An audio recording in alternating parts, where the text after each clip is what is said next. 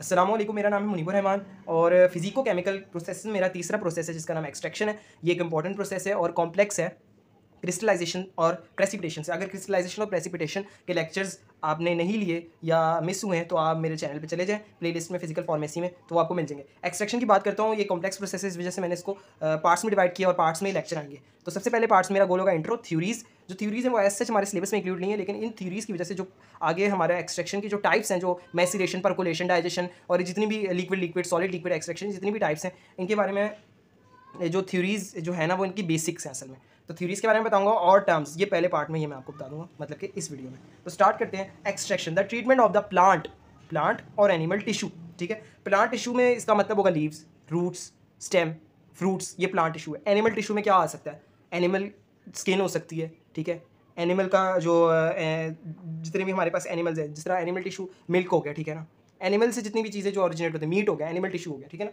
ज़्यादातर जो pharmaceutical ingredients हैं वो ज़्यादातर प्लांट टिश्यू का यूज़ करके बनते हैं। एनिमल टिश्यू में कॉड लिवर आ जाता है। ठीक है, कॉड लिवर से आगे वो विटामिन डी को और काफ़ी ज़्यादा विटामिन की जो प्रोडक्शन होती है कॉड लिवर से होती है। ठीक है ना, फिश का लिवर होता है। तो विद अप्रोप्रिएट सॉल्वेंट, ये टिश्यूज़ को हम अप्रोप्रिएट सॉल्वेंट का यूज़ करेंगे। और appropriate solvent in case of extraction is called menstruum, which would dissolve the medicinally active constituent is called extraction. कोई भी एनिमल टिश्यू, कोई भी प्लांट टिश्यू होगा, उसके अंदर 100% अगर प्लांट टिश्यू है तो उसके अंदर 10% एक एक्टिव इंग्रेडिएंट होगा, एक एक्टिव फार्मास्यूटिकल इंग्रेडिएंट, ड्रग होगी, जिसको हमने उसके अंदर से सेपरेट करना है, आइसोलेट करना है, एक्सट्रैक्ट करना है। ठीक है ना, दिस इज कॉल्ड एक्सट्रैक्शन। और उसको, उस एक्सट्रैक्शन को जो हम करेंगे वो डन किससे होगी? वो एक सॉल्वेंट का यूज़ करके। फॉर एग्जाम्पल, मैं अगर इसकी एग्जाम्पल दूँ, ये मैंने एक फ्लास्क सा बनाया और यहाँ से ये लॉक है। ठीक है, यहाँ से लॉक है। तो इस फ्लास्क के अंदर जो है मैंने क्या डाला? एक एक प्लांट टिश्यू डिजोल्व किया हुआ है। ठीक है, ये मैंने एक क्लोज फ्लास्क लिया हुआ है और इसके अंदर मैंने एक प्लांट टिश्यू को डिजोल्व किया हुआ है। ठीक है ना, तो ये प्लांट टिश्यू और ये जो मैंने डॉटेड शो किया है, ये असल में जो है हमारा एक्टिव फार्मास्यूटिकल इंग्रेडिएंट है। अब इसको हमने इससे एक्सट्रैक्ट करना है। हम किस तरह करेंगे? हम इसी फ्लास्क में एक ऐसा सॉल्वेंट डालेंगे जो इसको और अच्छे से सॉल्युबल कर सकता है। मतलब कि इस फार्मास्यूटिकल इंग्रेडिएंट, इस ड्रग की जो सॉल्युबिलिटी है वो इसमें कम है और जो हम सॉल्वेंट यूज़ करेंगे अप्रोप्रिएट सॉल्वेंट उसमें ज़्यादा होगी। फॉर एग्जांपल, अल्कोहल में इसकी जो है सॉल्युबिलिटी ज़्यादा है, तो मैंने यहाँ अल्कोहल ऐड कर दी, ऊपर ये अल्कोहल की लेयर आ गई। ठीक है ना, और ये फार्मास्यूटिकल इंग्रेडिएंट अब आहिस्ता आहिस्ता यहाँ से वहाँ जाना स्टार्ट हो जाएगा और यहाँ इसकी कंसनट्रेशन ज़्यादा हो जाएगी। तो इस कंसनट्रेशन जो ट्रांसफ़र हुई है, ये एक तरह से एक्सट्रैक्शन हुई है। फिर उसको हम क्या करेंगे? यहाँ से खोल देंगे और बचा जो होगा वो हमारे पास अल्कोहल के अंदर हमारे पास एक एक्टिव इंग्रेडिएंट होगा। फिर उसको हम एक्सट्रैक्शन कह सकते हैं, क्योंकि हमने एक प्लांट टिश्यू से उसका फार्मास्यूटिकल या उसका जो हमें टारगेटेड चीज़ चाहिए, ड्रग चाहिए, वो हमने एक्सट्रैक्ट कर ली। तो इससे हमें क्या पता चला, क्या पर्पज़ है? Reduce bulk, easy storage and transport. जो प्लांट टिश्यू होगा वो स्टेम है फॉर एग्जाम्पल, वो बल्कि होगा, उसके अंदर से हमने गम और रेजिन और जो हमारे लिए इंपॉर्टेंट चीज़ें नहीं उसको निकाल दिया और जो एक्टिव इंग्रेडिएंट है उसको हमने सिर्फ एक्सट्रैक्ट कर दिया। तो इससे क्या होगा? बल्क कम हो गया, स्टोरेज अच्छे से हो जाएगी, ट्रांसपोर्ट उसकी अच्छे से हो जाएगी। स्टैंडर्डाइजेशन ऑफ कंटेंट्स, हमने कंटेंट्स को स्टैंडर्ड कर दिया। ठीक है ना, कैसे? एक हमारे पास स्टेम थी, बार्क था, ठीक है ना, उसके अंदर से हमने निकालना है पेंसिलिन। ठीक है ना, अब बार्क जो है उसके अंदर तो बहुत ज़्यादा इंप्योरिटीज़ भी होती हैं, हमने उसको क्या कर दिया? स्टैंडर्ड करके सिर्फ पेंसिलिन को एक्सट्रैक्ट किया। ठीक है ना, तो इससे क्या हो जाएगा? डिटोरिएशन कैन बी मिनिमाइज्ड, इंप्योरिटीज़ भी खत्म हो जाएंगी उसके अंदर से। Injection of crude material not feasible, जो इंजेक्शन होता है ना क्रूड मटेरियल का, जो हमारे पास रॉ मटेरियल्स होता है, वो नहीं हम उसको इंजेक्ट कर सकते। हमें उसमें से इंपॉर्टेंट चीज़ें एक्सट्रैक्ट करते हैं पहले, फिर उसका एक हम सस्पेंशन बनाते हैं, एमल्शन बनाते हैं, जिसको हम इंजेक्ट कर सकें। तो ये सारी चीज़ों में एक्सट्रैक्शन यूज़ होती है। तो आगे हम चलते हैं थ्योरीज़ पे। एक्सट्रैक्शन की जो है वो 5 थ्योरीज हैं, जिसमें से पहली थ्योरी है साइज रिडक्शन। जब भी हमें एक्सट्रैक्शन करनी होगी तो इन थ्योरीज का ख्याल रखना होगा, जिसमें फर्स्ट नंबर पे साइज रिडक्शन। तो in order to achieve proper extraction के लिए maximum surface area of contact would be desirable. मैंने आपको बताया था 2 लेयर के दरमियान कॉन्टैक्ट होना जरूरी है। अब उस कॉन्टैक्ट, जितना ज़्यादा कॉन्टैक्ट होगा अच्छा, उतनी ज़्यादा एक्सट्रैक्शन होगी। ठीक है ना, ये नहीं कि एक सॉल्वेंट वहाँ पड़ा हुआ है दूसरे बीकर में, एक सॉल्वेंट दूसरे बीकर में पड़ा हुआ है तो एक्सट्रैक्शन हो जाएगी। उनका कॉन्टैक्ट अच्छा होना चाहिए। और कॉन्टैक्ट किसके साथ अच्छा होना चाहिए? मेंस्ट्रुम का किसके साथ होना चाहिए? मेंस्ट्रुम का कॉन्टैक्ट ड्रग के साथ अच्छा होना चाहिए। तो वो किस तरह होगा? जब ड्रग का सरफेस एरिया मैक्सिमम होगा। और ड्रग का सरफेस एरिया किस तरह मैक्सिमम होगा? जब हम ड्रग का साइज रिड्यूस कर देंगे। फॉर एग्जाम्पल, ये एक बड़ा सा बार्क है, उसका साइज रिड्यूस कर दिया मैंने, ये इसमें पाउडर की शेप में बना दिया। अब इसको एक्सट्रैक्ट करना ज़्यादा ईजी होगा, जिसको हम साइज रिडक्शन कहते हैं। Penetration of solvent into the drug, ये है दूसरी थ्योरी। हमारे पास जो होगा पाउडर में आगे साइज रिड्यूस हो गया, इसको हम, अच्छा टर्म सुन लें अब आप, इसको हम कहते हैं ड्रग और इसको हम कहते हैं कम्युनिटेड ड्रग या साइज रिड्यूस ड्रग। ठीक है ना, अब इसकी पेनिट्रेशन करवानी है सॉल्वेंट के अंदर। ठीक है ना, सॉल्वेंट की पेनिट्रेशन हमने ड्रग के अंदर करवानी है। ये ज़रूरी क्यों है? ड्रग के अंदर जो ड्रग ड्राई स्टेट के अंदर है, जिस तरह की ड्रग ड्राई स्टेट के अंदर, इसके अंदर पोर्स होते हैं जो एयर से फिल्ड होते हैं, क्योंकि ड्राई स्टेट में एयर ही होगी ऑब्वियसली, ठीक है ना। तो इस एयर को डिस्प्लेस करना है, हटाना है किसके साथ, मेंस्ट्रुम के साथ, ताकि वो पोर्स जो हो वो सॉल्वेंट के साथ भर जाए, और जो हमारे पास ड्रग है वो उसके अंदर जब हमारे पास सॉल्वेंट भर जाएगा तो वो क्या हो जाएगी, वो स्वेल होना स्टार्ट हो जाएगी, उसका सरफेस एरिया ज़्यादा हो जाएगा, ठीक है। तो इस एज द सॉल्वेंट एंटर्स, ये मैंने फॉर एग्जांपल एक ड्रग बनाई है, उसका एक पाउडर का मैंने बिल्कुल एक मॉलिक्यूल लिया है, उसके अंदर पोर्स हैं, उसके अंदर एयर भरी है, अब मैंने डाला सॉल्वेंट मेंस्ट्रुम, वो एयर भर जाएगी और इसका साइज बल्क हो जाएगा, बड़ा हो जाएगा, तो वो स्वेल हो गया, उसने सॉल्वेंट को अपने अंदर मिक्स कर दिया, डिजोल्व कर दिया, तो इसको हम कहते हैं penetration of solvent into the drug. जो पेनिट्रेशन है वो इनटू द सेल होती है, सेलुलर लेवल पे होती है, तो ये भी आपने बात याद रखनी है। अच्छा, साइज रिडक्शन का मैं एक पॉइंट बता दूं, साइज रिड्यूस्ड इतना ज़्यादा भी नहीं होना चाहिए माइक्रो लेवल पे, नैनो लेवल पे, कि वो फ्लोक्यूलेशन या फ्लोक्यूल्स बनाना स्टार्ट हो जाए। साइज रिडक्शन उसके जो होता है उसका एक चार्ट होता है साइज रिडक्शन का, कौन सी ड्रग कौन से साइज में लाई करनी चाहिए, तो वो एक चार्ट होता है उसका पूरा, ठीक है। तो ये भी आपने बात याद रखनी है।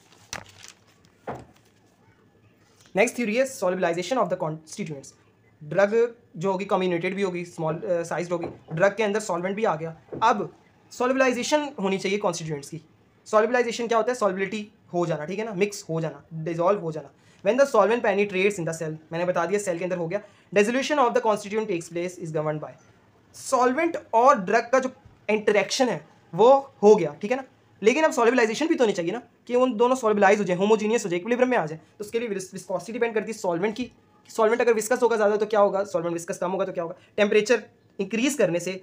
आगे मैं आपको टाइप बताऊंगा, एक टाइप है जिसमें डाइजेशन है, जिसके अंदर हम टेम्परेचर को बहुत ज़्यादा इंक्रीज करते हैं तब जाकर एक्सट्रैक्शन होती है, तो टेम्परेचर भी मैटर करता है। सरफेस एरिया मैंने आपको सबसे पहले बता दिया, surface area is directly proportional to the extraction of materials. Fourth है escape of solution from the cells. उस सोल्यूशन का एस्केप भी होना, ताकि एक्सट्रैक्ट सिर्फ हमें प्योर एक्सट्रैक्ट मिले, ना कि सोल्यूशन मिले साथ, हमें प्योर एक्सट्रैक्ट चाहिए। उसके लिए क्या करते हैं, depends on the concentration gradient and diffusion coefficient of the solute. Solvent कितनी देर में डिफ्यूज होती है, कितनी देर में उस सॉल्यूशन को छोड़कर जाता है सॉल्यूट, उसको कहते हैं डिफ्यूजन कोएफिशिएंट, ठीक है ना। ये एक सेल, एक ड्रग है, ये इसके सेल है जिसके अंदर सॉल्वेंट भरा हुआ है, ठीक है। अब सॉल्वेंट ने जो है ना अपना काम कर दिया, ड्रग ले ली, अब उसने इससे डिफ्यूज होना है ताकि एक्सट्रैक्ट हमें बाहर मिल जाए, तो इसको कहते हैं escape of the solution from the cells. ये भी इंपॉर्टेंट है। चौथी थ्योरी है, लास्ट बट नॉट लीस्ट, हमारे पास आती है separation of solution and exhausted drug, ठीक है ना। एग्जॉस्टेड ड्रग असल में यहाँ पर एक्सट्रैक्टेड के वर्ड से निकला, ठीक है ना, extracted drug. Separation of solution, हमने सॉल्यूशन को सेपरेट कर देना है, किस तरह, in this process the solid material has to be strained off, छानना है, ठीक है ना। जिस तरह हम चाय, टी बैग्स होते हैं, टी बैग्स बहुत एक्सट्रैक्शन की बहुत सिंपल एग्जांपल है, बहुत ज़्यादा सिंपल एग्जांपल है, ये हमेशा मतलब कि आप हर एक्सट्रैक्शन में कोट कर सकते हैं इसको।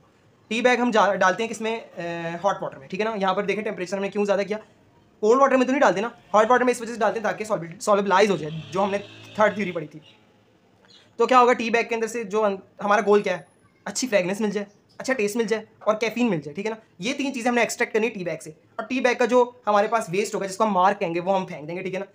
तो वो जो टी बैग के अंदर से जो इन तीन चीज़ों का निकलना, जो मैंने फ्रेगनेंस और टेस्ट और मैंने आपको बताया कैफीन, तो इसको हम एक्सट्रैक्शन कहेंगे।